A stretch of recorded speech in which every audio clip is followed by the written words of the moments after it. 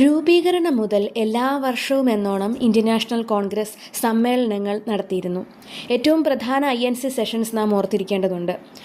ആദ്യത്തെ 5 സമ്മേളനങ്ങൾ ഉറപ്പായിട്ടും പ്രാധാന്യം അർഹിക്കുന്നുണ്ട്. 1885 ആദ്യത്തെ സമ്മേളനം നടന്നത് ബോംബെയിലായിരുന്നു. അത് അതിൻ്റെ രൂപീകരണ സമ്മേളനമായിരുന്നു.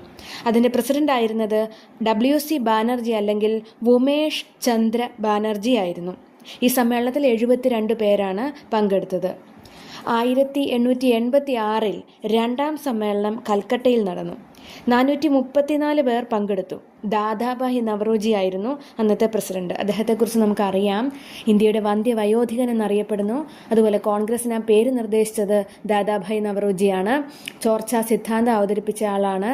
അതുപോലെ ബ്രിട്ടീഷ് പാർലമെൻറ്റിൽ അംഗമായിരിക്കെ INC പ്രസിഡന്റായ ഏക വ്യക്തിയാണ്.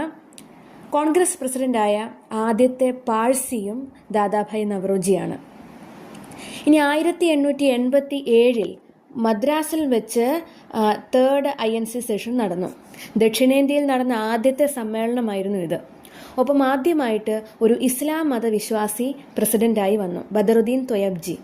607 പേർ ഈ സമ്മേളനത്തിൽ പങ്കെടുത്തു. അപ്പോൾ ഇന്ത്യൻ നാഷണൽ കോൺഗ്രസിൻ്റെ ആദ്യത്തെ ഇസ്ലാം മതവിശ്വാസിയായ പ്രസിഡന്റ് ബദറുദ്ദീൻ ത്വയബ്ജി.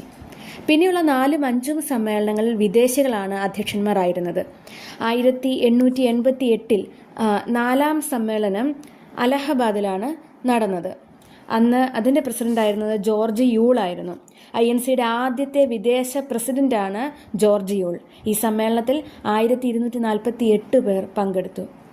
1889 രണ്ടാമത്തെ വിദേശിയായ വില്യം വെഡർബൺ പ്രസിഡന്റായിക്കൊണ്ടാണ് സമ്മേളനം നടന്നത്. ബോംബെയിൽ തന്നെയായിരുന്നു ഈ 5ാം സമ്മേളനവും. അതായത് 1ാമത്തെയും 5ാമത്തെയും INC സെഷൻസ് ബോംബെയിൽ തന്നെയായിരുന്നു.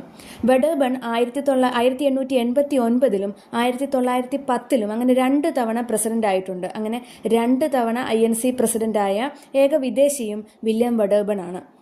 INCയുടെ സ്ഥാപകൻ AO ഹ്യൂമിൻ്റെ ജീവചരിത്രം എഴുതിയ ആളാണ് വില്യം വെഡർബൺ. ഈ സമ്മേളനത്തിൻ്റെ പ്രത്യേകത എന്തെന്നാൽ സ്ത്രീകൾ ആദ്യമായി പങ്കെടുത്ത സമ്മേളനമായിരുന്നു 5ാമത്തെ ബോംബെ സമ്മേളനം.